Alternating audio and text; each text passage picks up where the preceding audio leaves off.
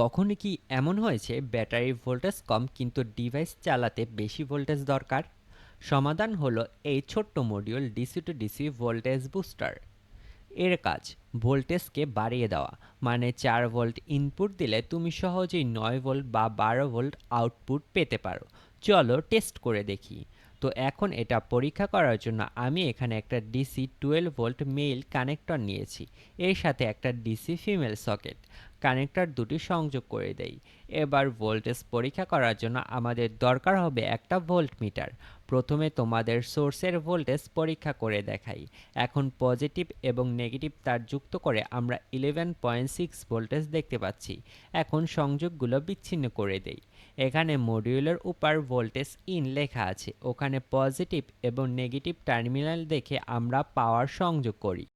Output voltage পরীক্ষা করার জন্য আউটপুটে আমরা ভোল্টমিটারের পজিটিভ এবং নেগেটিভ টার্মিনাল যুক্ত করি।